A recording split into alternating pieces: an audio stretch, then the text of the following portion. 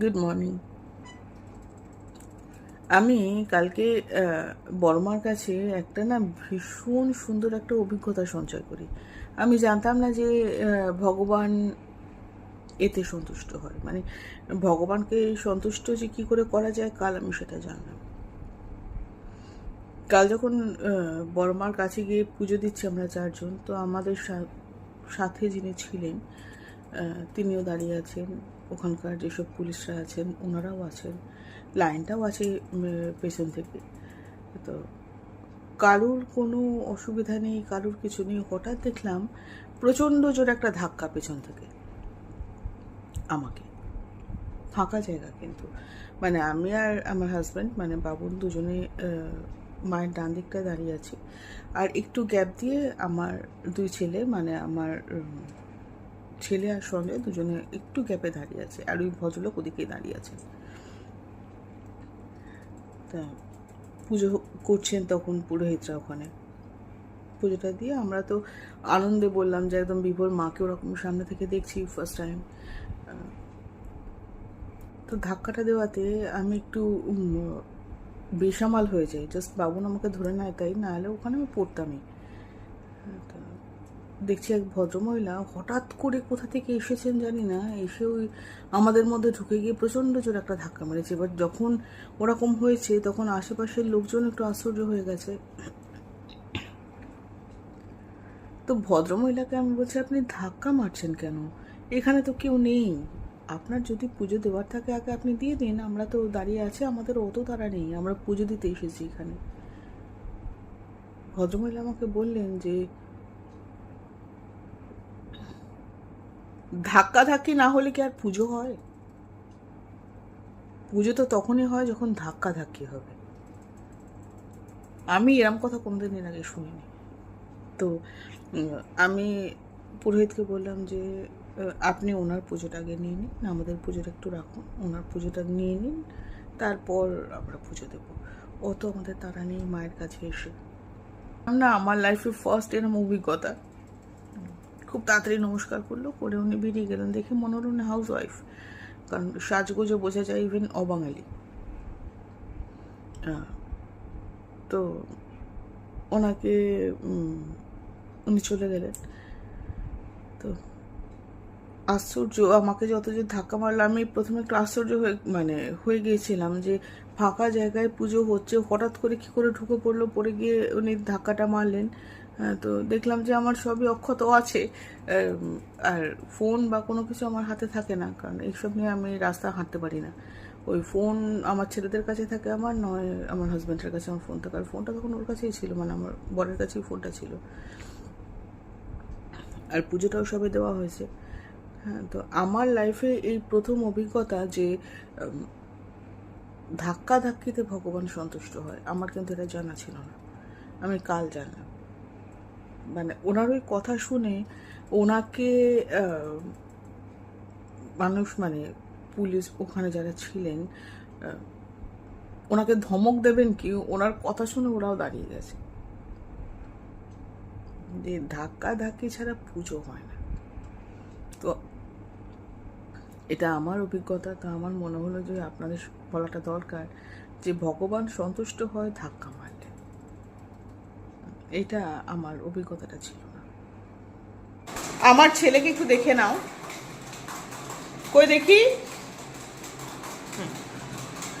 সারাক্ষণ আমার সঙ্গে ভাই বোনের মতন লেগে থাকে, সারাক্ষণ। হ্যাঁ, এটা অন ক্যামেরা ও আর ওর বাবা কোনো কথা বলবে না, কিন্তু অফ ক্যামেরায় সারাক্ষণ আমার এখন মনে হয় না যে, যখন ও আমার পেছনে লাগে না তখন মনে হয় না যে আমার ছেলে। ভাই বোনের মতন সারাক্ষণ আমার পেছনে টিকটিক টিকটিক করে লেগে আছে। আর তার সঙ্গে যখন আর একটা বাড়ি ফিরে যায়, তো তখন তো ডিউটিটা আরও ভালো হয়।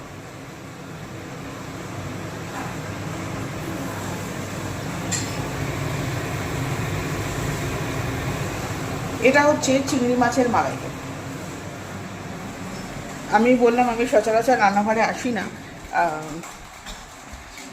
মিঠু, কই দেখি একটু, একটু হাই বলে দাও। মিঠু অসম্ভব সুন্দর রান্না করে, আর মিঠু না খুব তাড়াতাড়ি জিনিস শেখা যায়, মানে যেমন আমার বাড়ির রান্না, এক একজনকার বাড়ির এক এক রকমের রান্না হয়, তো তা মিঠু খুব সুন্দর রান্নাটা আয়ত্তে করে নিয়েছে। কিন্তু কালকে রাত্রিবেলা আমাকে একটা রিকোয়েস্ট এলো, কাজু আজকে মালাইকারিটা তুই করিস, হ্যাঁ ঠিক আছে, তাই আজকে আমি এসেছি। নাহলে সচরাচর আমি মানে আমার হাতটা পুরো মিঠুর হাতে বসে গেছে, এত সুন্দর মিঠু রান্না করে, আর খুব গোছানো, কোনো দিকে দেখতে লাগে না, আর দায়িত্ববান তার থেকেও বেশি। তাই আজকে আমি একটু রান্না করি, সব দিকে কাজ পড়ে আছে যেগুলো আমি করি। ঘর গোছাতে আমি ভীষণ ভালোবাসি, ভীষণ পছন্দ করি, সেগুলো পড়ে আছে, কারণ কালকে বেরিয়ে গেছে অনেক সকালে, আর এসে যে ঘরদোরগুলোকে আবার ঠিকঠাক গোছাবো না, যেখানে যা পেরেছি ফেলে রেখে রাত্রিবেলা এডিটিংটা করে জাস্ট শুয়ে পড়েছি, সব কাজ করে আছি সব।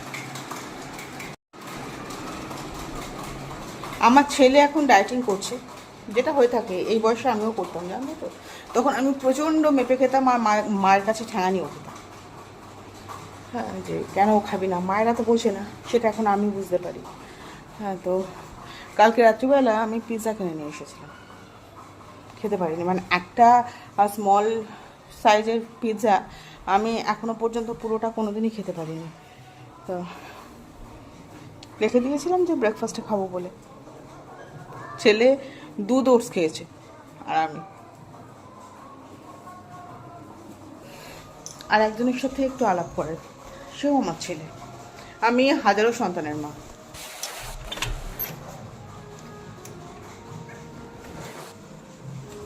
একটু হ্যালো বলে দাও তো নতুন চ্যানেলে। হ্যালো, কেমন আছো তোমরা সব?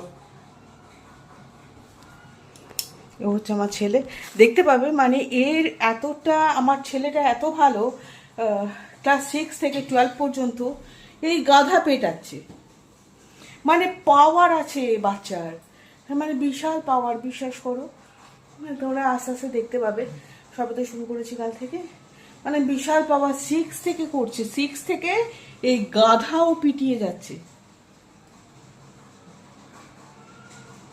আর সেও নির্লজ্জর মতন শুনছে।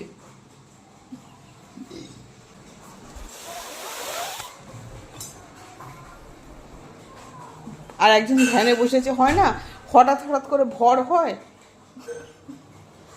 এই যে ভরে পড়েছে, দেখি দিদি একটু ভরে, হ্যাঁ এই হোঁসটা এসেছে, ও থেকে থেকে একটু ভরে পড়ে, মানে ব্যাপার এক একজনকার এক এক রকম, তোমরা না দেখতে পাবে, মানে পুরো একটা কি বলবো, এক একজন এক এক রকম ক্যারেক্টার, মানে সব কটা আমি হ্যান্ডেল করি। যখন দেখবে আমি প্রচণ্ড রেগে গেছি, তখন সব আয়ত্তে চলে আসে, আর যে যখনই দেখবে আমার মাথাটা ঠান্ডা আছে, কোনো মেয়ে নেই, ব্যাস যে যার মতন টেরে বেঁকে বসে থাকবে। জানলাগুলো খুলে দিই, কালকে জানলা খোলা হয়নি, আর আমার ঘরে না প্রচুর গাছ, আমার গাছ খুব ভালো লাগে, নাহলে গাছগুলো মরে যাবে। Good evening. অবস্থা থেকে বুঝতেই পারছো মানে কাজের প্রেশারটা আমার কতটা, আর এখন কটা দিন থাকবে, একটুখানি যে মানে সবসময় ক্যামেরাটা অন করতে, বেশিরভাগটা কী হচ্ছে জানো তো, যে ক্যামেরাটা অন করতে ভুলে যাচ্ছে, নতুন নতুন তো অনেক দিন পর, তো এর জন্য এই প্রবলেমটা হচ্ছে, আর দেখে বুঝতেই পারছি মানে যাচ্ছে তাই অবস্থা। তো এখন এতক্ষণ প্রায় 8:30 আমি গ্রিন টি খেতে বসেছি, আর তখন আমার মনে পড়েছে যে আমি ক্যামেরাটা অন করিনি, আর দুপুর থেকে পসিবল হয়নি, কারণ দুপুরবেলায় সমস্ত কাজটা সেরে তারপর আমি তখন ভাত খেয়েছি প্রায় 4:30, সেসব করে কমে তারপর এখন বসেছি গ্রিন টিটা খেতে। ছেলে পড়তে গেল, চুল টুল কিছু আঁচড়ায়নি, যাচ্ছে তাই অবস্থায় ঘুরছি। সন্ধ্যের টাইমটা না ওই কফিটা খুব কম, বা চাটাও খুব কম চলে, মানে দুধ চা, গ্রিন টিটাই ভালো লাগে, গ্রিন টি খাওয়া কিন্তু খুব ভালো, বাট এমটি স্টমাকে নয়, এমটি স্টমাকে খেলে কিন্তু আলসার হয়ে যায়, তাই গ্রিন টিটা যে কোনো কিছু খাওয়ার, ওই না কোনো দুধের জিনিস নয়, এমনি যে কোনো কিছু খাওয়ার পর ওই 1 ঘন্টা বা 45 মিনিটের মাথায় গ্রিন টিটা খেলে খুব ভালো, আর অত্যাধিক গ্রিন টিটাও ভালো নয়। এরপর অনেক বড় একটা কাজ করব, হেয়ার ফলটা একটু বেড়েছে, তো তার জন্যে কী বলে হেনা তৈরি করব, আর একদম হেনার তো আমি করি, হেনার যে ন্যাচারাল কালার যেটা আমি ঘরে তৈরি করি, তো সেটাই আজকে শেয়ার করি। একদম খুব সাদামাটা, অলরেডি সেসব জিনিসগুলো তৈরি হয়ে গেছে। আমি জাস্ট নিচে যাব, সেটা আমি নিজেই করি, কারণ তার একটা কোয়ান্টিটি আছে যেটা দিদিরা বুঝবে না, তো সেটা আমি নিজেই করি। আমার বাড়িতে চলে এসেছে। এবার সারাক্ষণ আমি অতিষ্ঠ হব, মানে এখন 9:15 বাজে, এরপর যতক্ষণ আমি শোবো ততক্ষণ চলবে। এই যে ওর না ডেঞ্জারাস একটা গুণ আছে, আস্তে আস্তে জানতে পারবো ও কি করবে জানো তো। আমি না একদম হাসি কন্ট্রোল করতে পারি না, এইটা আমার খুব সমস্যা। হ্যাঁ, ও কি করবে, যেখানে দেখবে সবাই গম্ভীর হয়ে বসে আছে, বেশ একটা গুরুগম্ভীর আলোচনা হচ্ছে, টুক করে যাবে কে আমার পাশে গিয়ে এমন একটা কথা বলে দেবে, ব্যাস আমি সবার সামনে হেসে ফেলবো, আর ও গম্ভীর হয়ে বসে থাকবে। এরাম তেঁদরও।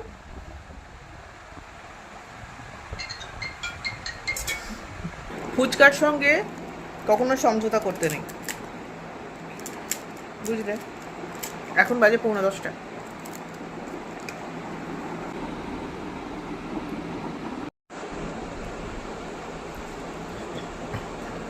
আমি জাস্ট কিচেনে যাচ্ছিলাম যে হেনাটা সব ঠিক করবো বলে। বাবুনকে আমি সন্ধ্যাবেলা বলেছিলাম না আমার একটু ফুচকা খেতে ইচ্ছা করছে।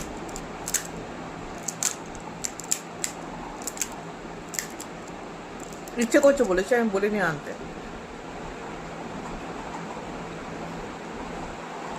তো এসে বললো ফুচকা খাবি, আমার খেলে মন্দ হয় না।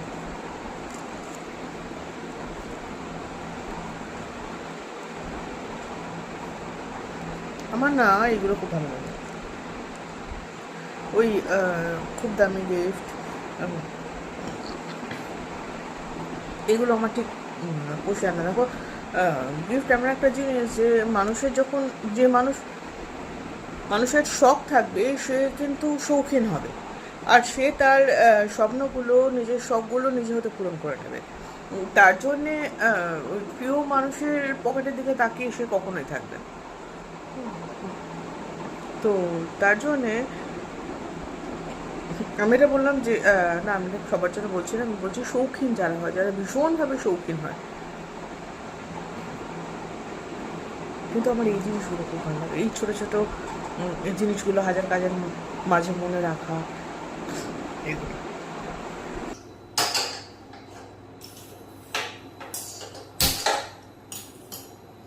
বহু বহু বহু দিন, প্রায় 1 বছর পর আবার কিচেনে আমি ক্যামেরা সেট করলাম।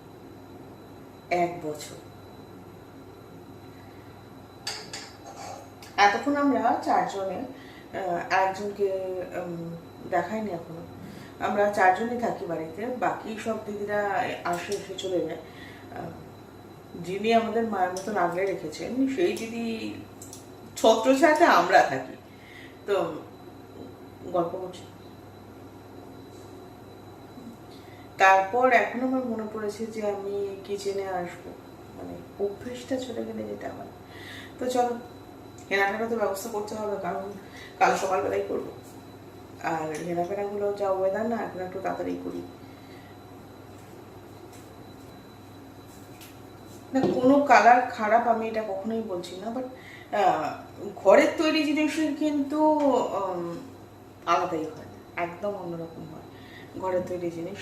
তো ন্যাচারাল কালার করবার জন্য হেনার সাথে কয়েকটা ইনগ্রিডিয়েন্টস নিলেই হয়ে যায়, সেইভাবে যে প্রচুর পরিমাণ কিছু লাগে তা কিন্তু নয়। হ্যাঁ, আর এখন 12 মাস সব কিছু পাওয়া যায়, যে এমন নয় যে কোনোটা পাওয়া যায় না। এখানে বিটরুট আমি মিক্সার গ্রাইন্ডারে একদম পেস্ট করে নিয়েছি, সন্ধেবেলা পেস্ট করে রাখা এটা বিটরুটটা। আমার চুলটা বেশি লম্বা, লেন্থটা অনেকটা, তো তার জন্যে অনেকটাই লাগে। আর বিটরুটটার রসটা দিয়ে যেহেতু পুরো হেনাটাকে তৈরি করব, তো তার জন্য অনেকটাই লাগে বিটরুট। এবার চুলের যার যত বড় চুল সে সেই অনুযায়ী নেবে। মেথি, কফি, লবঙ্গ, শুকনো আমলকি আর চা পাতা। বাট প্রত্যেকটা জিনিসের কোয়ান্টিটি চুলের যার যতটা লেন্থ সে ঠিক ততটাই নেবে। কম বেশি হলে সমস্যা কিছু নেই, কিন্তু জিনিসটা জাস্ট নষ্ট হবে। তো আমি তো লোহার কড়াতেই করি, লোহার জিনিসে হেনা ভিজুতে দিলে খুব ভালো হয়, আর জিনিসগুলো তৈরিও আমি লোহার কড়াতেই করি। তো ফার্স্ট আমি জলটা দিয়ে দিয়েছি, চা পাতা, নর্মাল যে চা খাও বাড়িতে, গ্রিন টি নয়, মেথি, সব একসাথেই দিয়ে দেবে, কোনো আলাদার কোনো ব্যাপার নেই। আমলকি,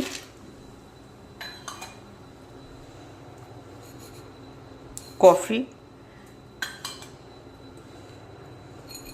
আর লবঙ্গ। আমি এখানে প্রায় 8টা মতন লবঙ্গ নিয়েছি। তো এবার এটা একটু ফুটে যাবে, ফোটাতে হবে জাস্ট একটু, ফুটটা ধরে গেলেই তখন বিটরুটটা দিয়ে দেবো।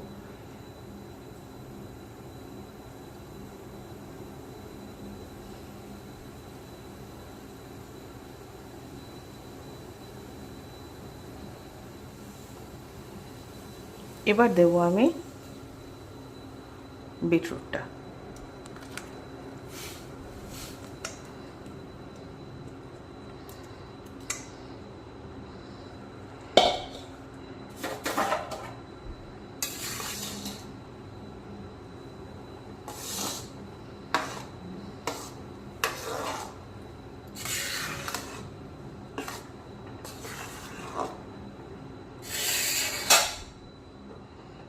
এবার এটা কিন্তু প্রায় 15 মিনিট ফোটাবো।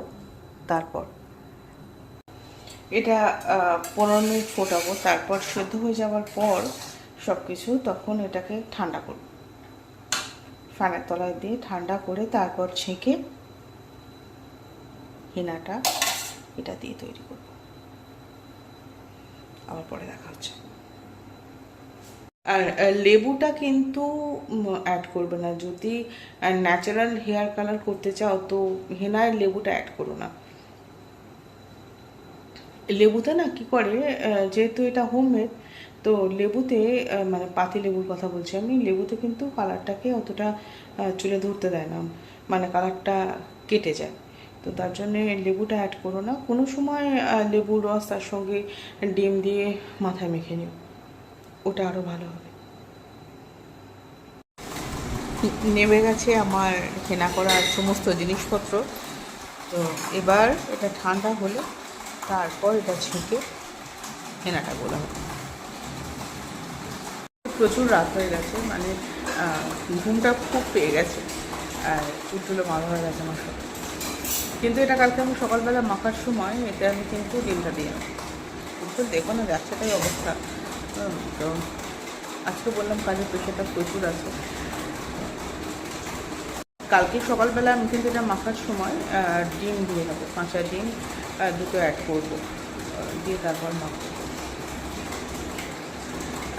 পাতি লেবু, বারবার বলছি পাতি লেবুটা একদম দেবে না, তার জায়গায় অ্যালোভেরা পাল্প সেটা অ্যাড করতে পারো, যেটা আমি করবো বা করে থাকি। হ্যাঁ, তো না করলেও কোনো সমস্যা নেই, তবে তাহলে কী হবে যে কালারটা না দারুণ সুন্দর আসে। লেবুটা দিলে কি হয়, কালারটা কেটে যায়, মানে ধরো কালারটা না 80% কালারটা চলে যাবে, মানে ন্যাচারাল কালার তো লেবু খুব তাড়াতাড়ি কাটিয়ে দেয়। এটা আমি করি না, তার কারণ হচ্ছে হাতটা পুরো না একদম সেই ব্রাউন কালার হয়ে যায়। তো তার জন্য এটা কিন্তু এই যে আমি বলছিলাম যে যিনি আমাদের মায়ের মতন রাখেন, মানে মায়ের ছত্রছায়া যেটাকে বলে, এই হচ্ছেন এই হচ্ছেন তিনি। তো কাল সকালবেলা এই জলটাতে হেনাটা কিন্তু দিদিই গিলবে।